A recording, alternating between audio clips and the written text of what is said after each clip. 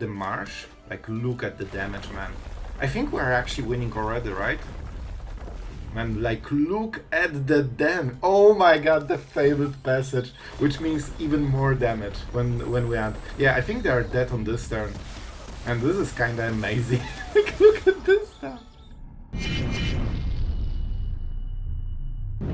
Hello everyone, it's Sloth here, and today Golgari that you will absolutely love from the first sight, because this is a very aggressive version, but it has so many synergies, it's actually hilarious to play. You have the Vine Lasher, dealing 1 damage per land that enters the battlefield, and guess what, with Offspring and Fabled Passage that's already 4 damage. But wait, there's more. Every time you target your opponent's face, that's a crime. That means Lookout hits lands.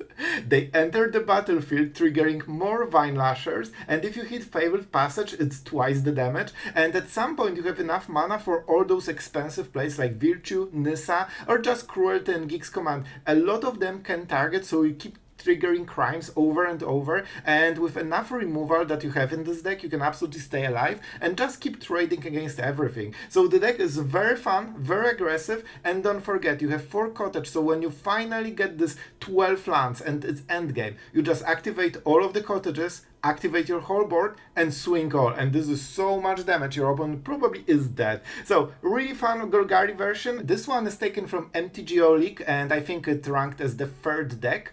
So yeah, pretty sweet. It should perform in best of 3, but will also show you that it performs in best of 1. We have stats to prove it, alright? But that's in the outro. So yeah, let's go into the games. If you want to support the channel and have decks like this and, you know, terrorize the ladder before everyone else, check out the Patreon for all the cool perks and supporting the channel. So have fun guys and enjoy!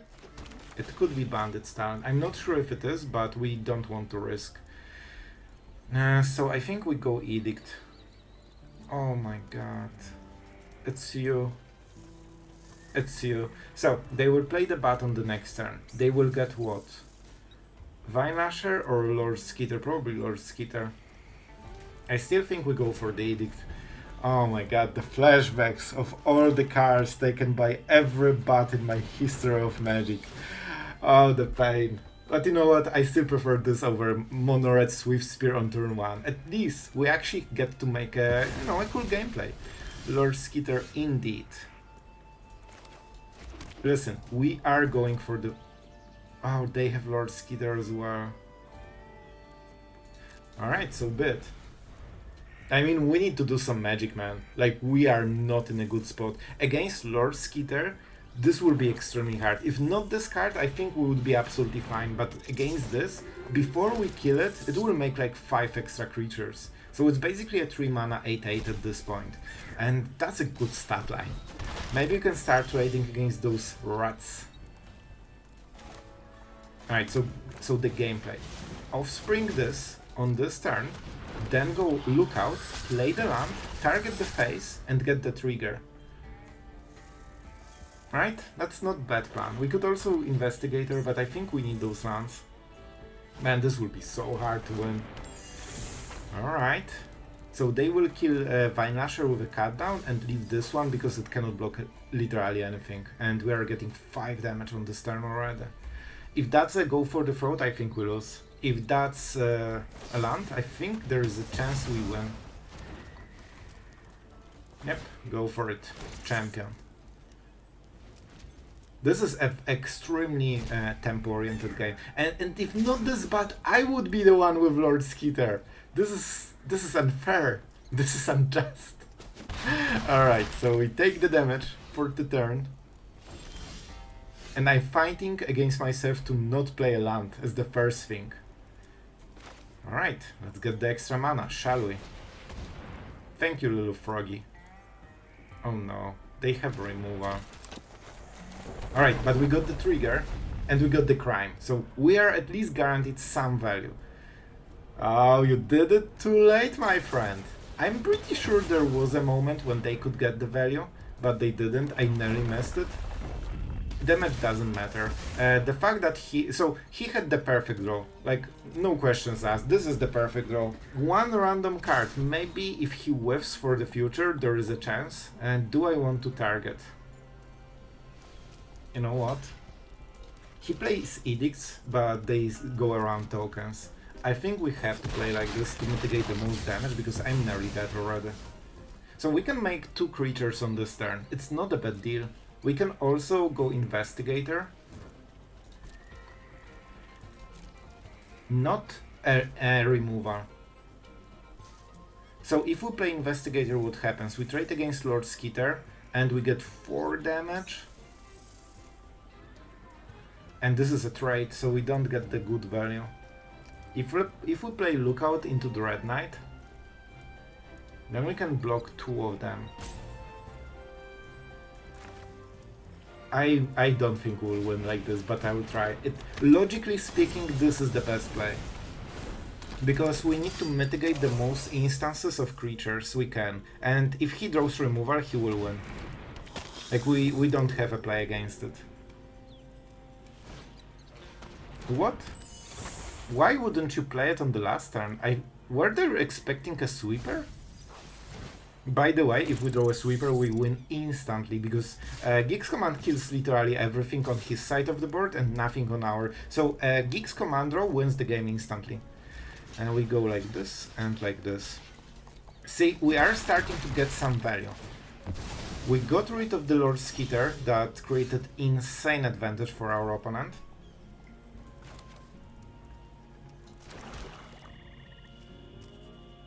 Oh boy. This will hurt a lot, right?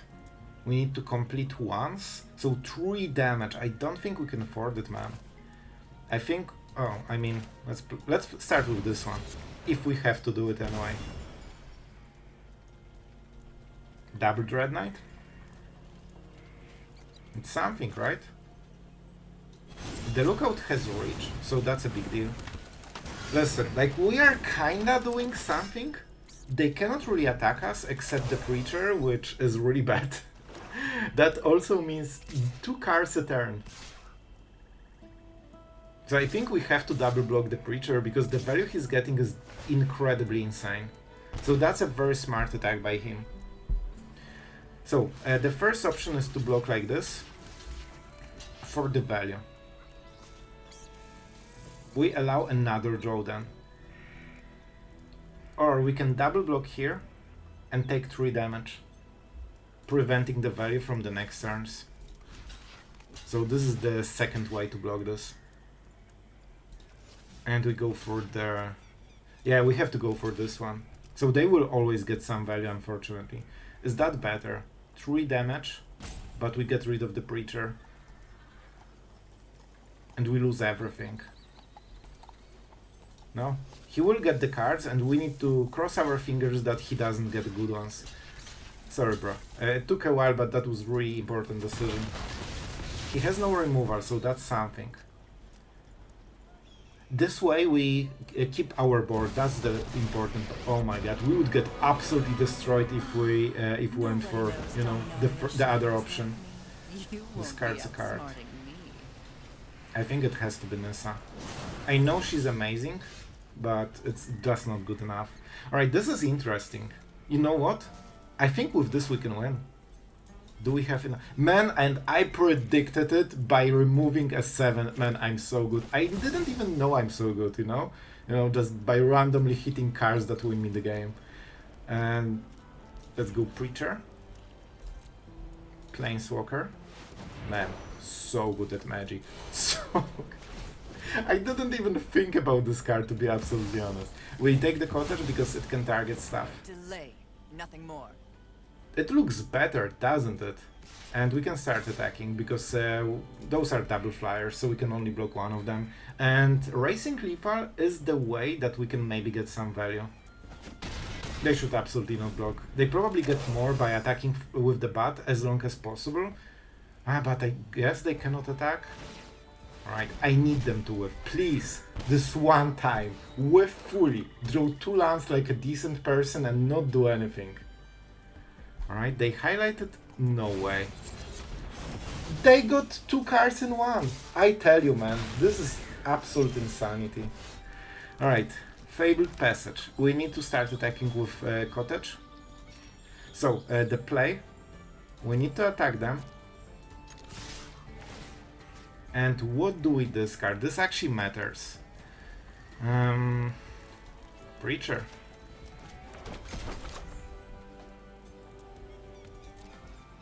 That's a lot of damage. And we don't need to crack the foot token. This will be close, man. Cottage doesn't have trample. A full swing, alright. I mean, I'll do the thing. I'll do the thing, my friend. But you need more. I think they will lose. I actually think they will lose. There's no way they drew shoulded. Preacher, they want. Okay, it's still better than Shelly, right? I don't want to draw. Wait, no, please stop, please stop. Now I can only decline. If I drew Vine Lasher, that was the winning play. Oh, please don't draw the Vine Lasher. Alright, man. I'm so happy I'm just so good at Magic, you know, to draw cards that win mid-game. 10 damage, acquired. And let's target anything. To not make it more painfully longer. Man, this game could not be closer. To be absolutely fair, this game was decided by the draws.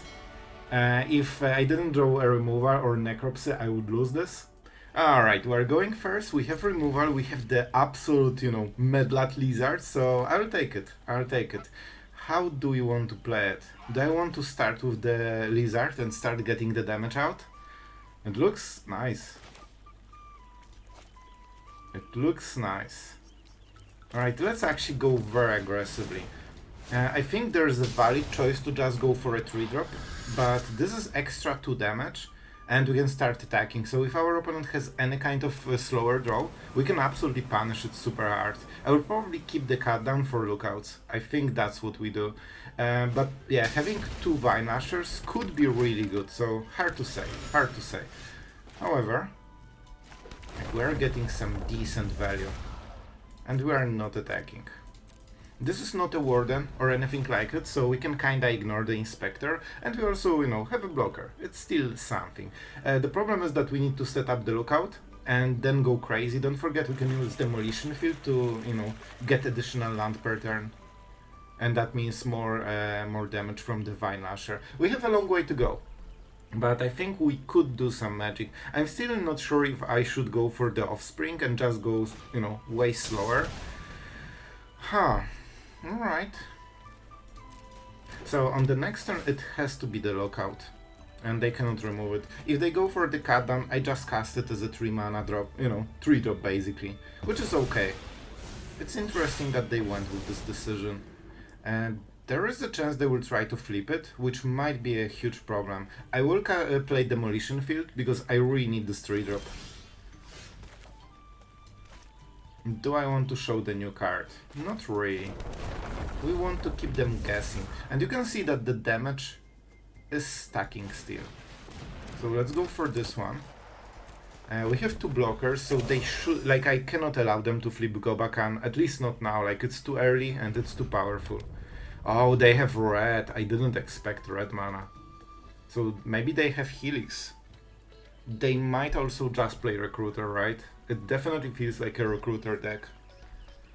But it's not doing as much right now, but this is scary.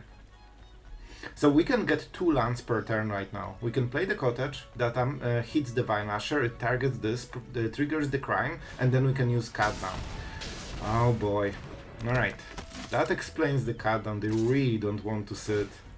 Really. I don't think that's a good play. Like, they lost everything for free. Man, those aggro players, like, doing all the bad decisions. Alright, so we go with the Cottage. And we'll cast the other thing at the upkeep. Alright, we could go for the Demolition Field. Honestly, I think it's better, because we can trigger more landfalls. That's a lot of damage, man. That's actually a lot of damage. Do I want more? Yes, I do. Yes, I do. Especially if double Cottage, the more lands, the more power. And we are not casting Lookout yet. We have to kill this.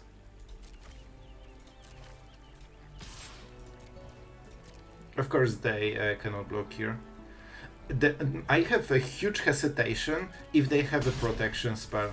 I really don't think they should. But if they do, we will lose the game. So I can skip on one land and just cut down. But like, it's not a good play. Let's go for the good play and let's see if something happens. We get better value, and if they have something, so be it. Like, they shouldn't. They absolutely shouldn't. They don't have enough high value targets to like run too many protection spells. Man, we nearly missed. But that's another damage. And we have Divine Lasher and a land and Demolition Field. This will deal so much damage, we don't even need to attack them. Alright, Animpakal is dead. That's huge. This was their basically ace card for the whole game. Oh, that's a cute might. This is a cute 1 mana 1/1. Well, I don't think they're winning with this one. A triple might play, alright. So, what we will do... we actually can trigger Demolition Field, I think. So first we go with this. We Offspring. Man, I think we're winning this. Coreless and 1 cottage. That should be good enough. Now, we go with the Marsh. Like, look at the damage, man. I think we're actually winning already, right? Man, like, look at the damage. Oh my god, the Fabled Passage, which means even more damage when we add. Yeah, I think they are dead on this turn. And this is kinda amazing. Like, look at this stuff. And now I Demolition Field. Their Fountain Port. Our opponent knows what's up. Appreciate it, my friend. Appreciate it. They can kinda use the life gain, right? Because they can sacrifice. They can take the forest, I believe, and sacrifice one of the mites. And I think they are not fully dead yet. Let's take a land from our deck. Man, the landfall is absolutely brutal. Oh, they're not going for it, I think. I will highlight it after they trigger. I think they're going for, you know, the play. It's awkward, they said good game, and now it seems that, well, they're surviving. They can still block, so they have some... like, they have one more turn, probably. But with double cottage... Man, look how many lands we have already. They need to kill all the Vine Lashers. Bro, come on. What? Man, that's such a weird final. Like, they needed to make a peace with this play, and it took them a while, but, you know, still appreciate good game. Alright, let's see this one.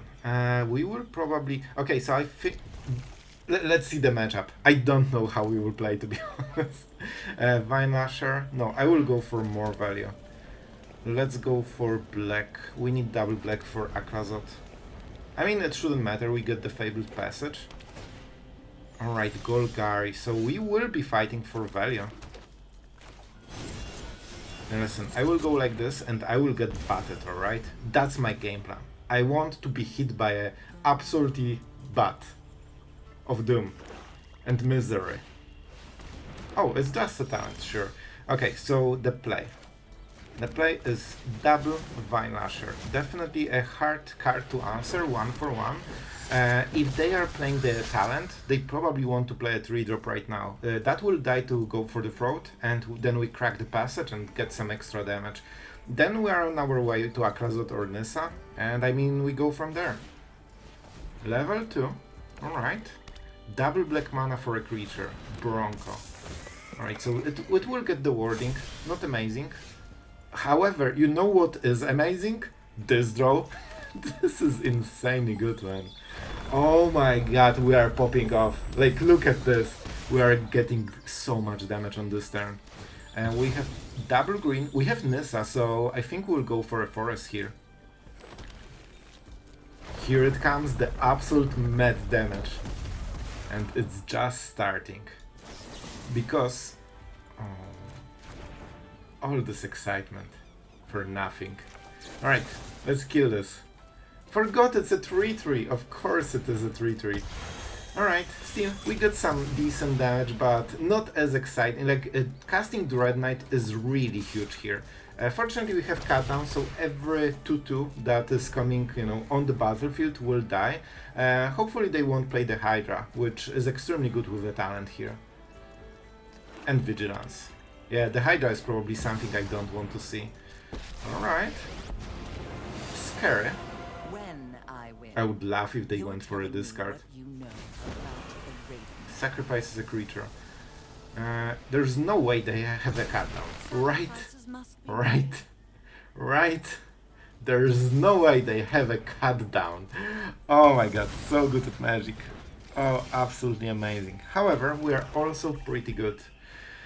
So, they will level up and plus Liliana. So, man, we could go for Nissa.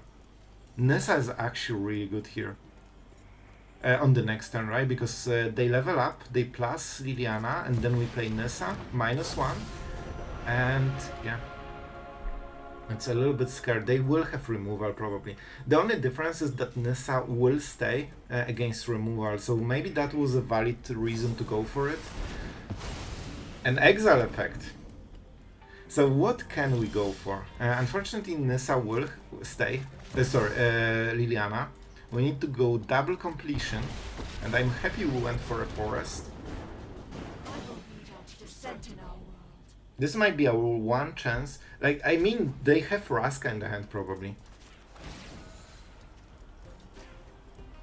And a huge question, do we want to protect Go for the Throat? I think it might be important. Oh no, I should play the cottage. I forgot they will have Liliana. You know what? I made the right choice. I'm so happy I did this. It will be harsh, but I mean, we are in full top. Man, look at how great at Magic we are. This was the perfect decision, man. This was legit the perfect decision. I cannot target anything, so let's just kill this. We get the land, and here's the cottage. We still got it. You know what? I'm looking hopefully in the future. Or hopeful, I guess. Sorry for the upkeep stop. Not on purpose. One random card to rule them all. And if they cannot play it, they need to discard it. They probably need to remove one. Yep. They are both 3-3 and Lookout has ability, so this is an easy choice. And even if that's a top deck removal, oh my god. It's always one random card and it's always amazing. Oh my god, this is crazy. And you know what is more crazy? We still won. But man, this is literally the best value card of their whole deck. Alright, so we are going second. However, we have extremely efficient removal and answers, so maybe? Like, we can just trade card for card and probably run them over. That's the idea. Let's go with turn 1 Duress, because if we can hit, it will be now. Alright, I think it's Invocation. It also gives them the value from Biza. Biza is not amazing, that means they are getting a lot of value. And turn 1 Duress, still winning in Mythic. Honestly, I really don't think they were in a bad situation. They just need to play the land, play Biza, they would get so much value, and one Fountain Port could get them back into the game. Alright, let's check out this hand. I mean, on the draw with cut, like, if you are on the draw, normally it's a huge, insane disadvantage, but if you have cut downs, sometimes you can actually get, you know, straight 1-for-1 for the whole game. I think we actually go for the Wastes. I cannot skip turn 1 even, because I'm dead. That's crazy, man. So let's sit. We need to be smart about this cut down. We cannot just blindly play it. Alright, here's the double striker. So we can make a decision right now. Whenever this becomes a target. Until end of turn. But it's still extra damage. I think we go cut down on the mouse. I mean, this is 2-drop, this is 1-drop, so usually you want to hit the better stuff. It's some damage, but not too much. Man, I cannot play Tapland on turn 2 because I'm dead. Welcome to Standard. I cannot believe how insanely aggressive Standard has become. It feels like one of the legacy formats where turn 3 is late game. Because you are basically dead at this point. So we need to catch some good 2-for-1s. If he won't play into us, we just, you know, play lands and pass the turn. And they don't even wait for one extra land for Offspring. That's crazy, man. Alright. I mean, I don't have place for this turn, so we go with the cottage. That will help later. So we are on the verge of stabilizing. I'm not sure if we can win. I think our opponent has buff spells and he's trying to lowball them. And we won't allow this kind of bad gameplay. Like, he needs to cast them. Here they come. Well, this is extremely good. Extremely cheap. Man, this card is so efficient, it's crazy. And we have to answer it. And that opens all the protection spells if they play them. Probably a protection spell, right? There's no counterplay to this. If they have it, it's just good for them. So, I think we go Dreadknight. If we tap out, we probably will die. So we need a blocker. Then we force them to pump a creature. And when they pump it, we kill it. So, we can force them to pump one of the creatures. So if they protect this, they pump the hero and they pump the Swordmaster. If we block the hero, so if they have one protection spell, it's better to block the hero. If they have two protection spells or two pump spells, it's probably better to go for the Swordmaster.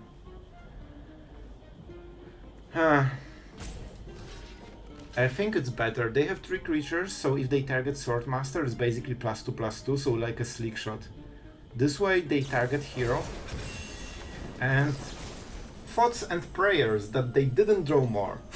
My favorite strategy for a control deck. Alright, it died. There is a chance they don't have more buff spells. Yep, it seems like it. So then we play Aclazotz and we win the game. Because they didn't have enough, good enough draw. If they're in full top deck mode and we will have the lifelinker. I mean, let's go with Demolition Field. No, we go for a swamp. We don't want to mess it up. I need double swamp and we need untapped mana, but we can get it. Let's go for a swamp. No reason to take one there. Man, when it was tapped for a split millisecond, I got a heart attack, basically. And you're at food token, right? So we wait. And he needs to draw a Monstrous Rage and kill Aclazotz with this. If he doesn't, he loses. Alright, so not too much value, but with the Dreadknight we should be able to, get some value here. I don't need double colored mana, so we can wait until turn 4 for the passage. That means I don't need to cast it on turn 2. Is that non-land? Non-land, alright. This is kinda scary.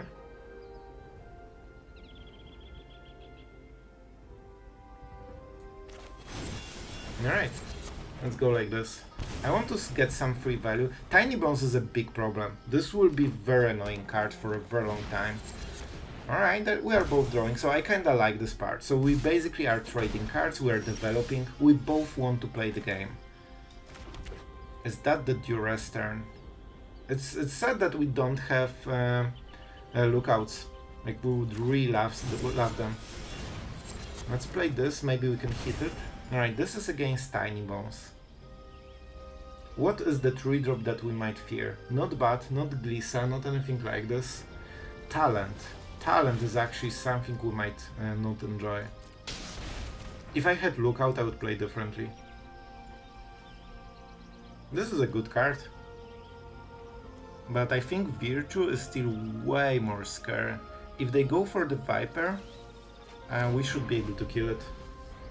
Yeah, like this card is absolute menace. It's not a problem now, but it will be a problem for the future. Oh, he doesn't have... I wonder if he will sacrifice the Tiny Bones. No, he's going on 2 mana. That means we have some extra time to play our spells. So while they cannot sacrifice anything, we go for the Virtue, guaranteeing the future value. And...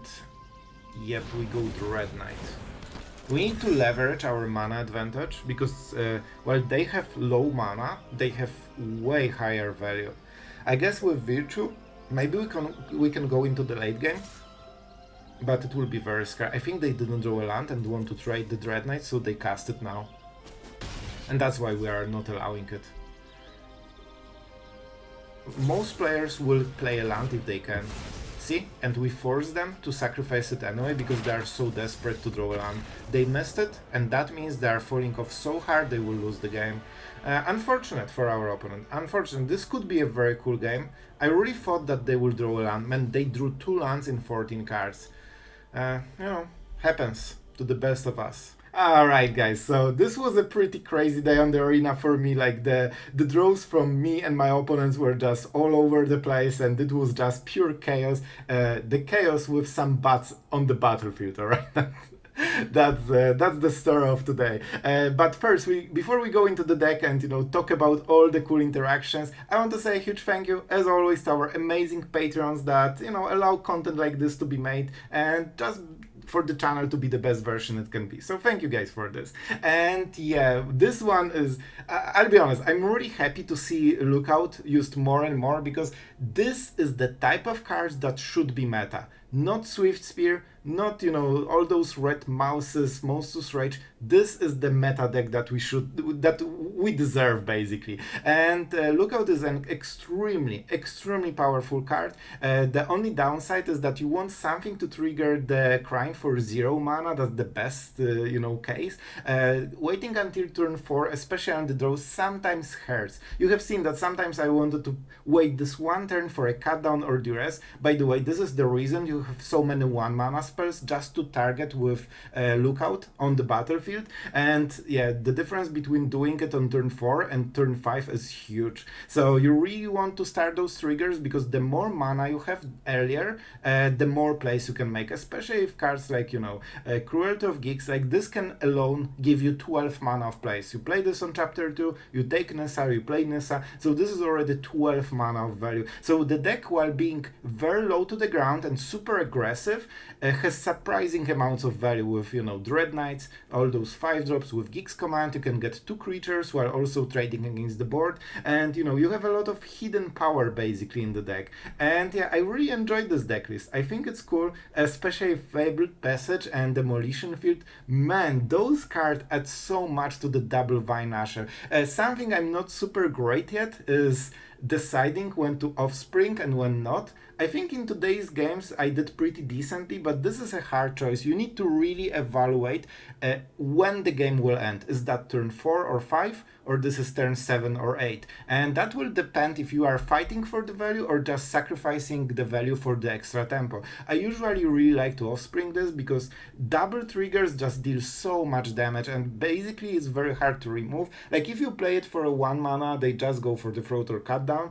If you have 2, it's not only that they need 2 removal cards, but if they have double go for the throats, it's 4 mana. It's basically their full turn just answering your creatures, and they know this is not the last creature they have to remove, and they still have 4 go for the throats in the whole deck. So really cool stuff, especially if you can get, rid of one of them with Duress.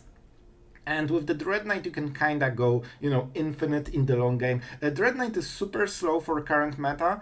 I mean, 2-drop.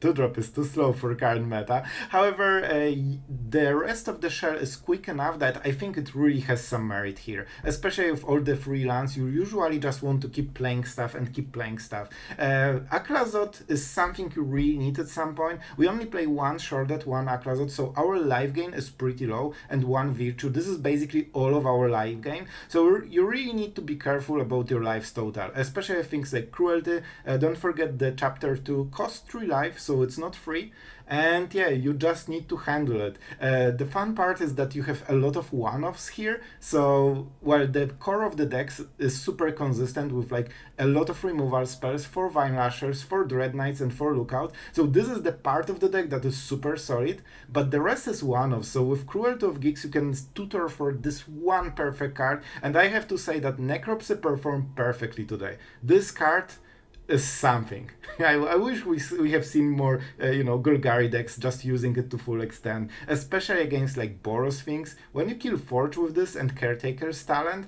man, they have absolutely nothing. They lost the game instantly to 1 4-drop basically. So yeah, Cottages as always performing amazingly. This is your late game. It's surprising because you don't see it as a card, but it actually makes a huge difference because of all the extra lands you are getting from the Lookout. And yeah, it's not rare to activate 2 Cottages in 1 turn on top of the rest of the creatures. And don't forget, you can -7 Nissa sometimes to give trample to all the creatures that need trample to finish the game, especially good synergy with Offspring, because you get 2 creatures, both of them get the full buff. So that's it for today.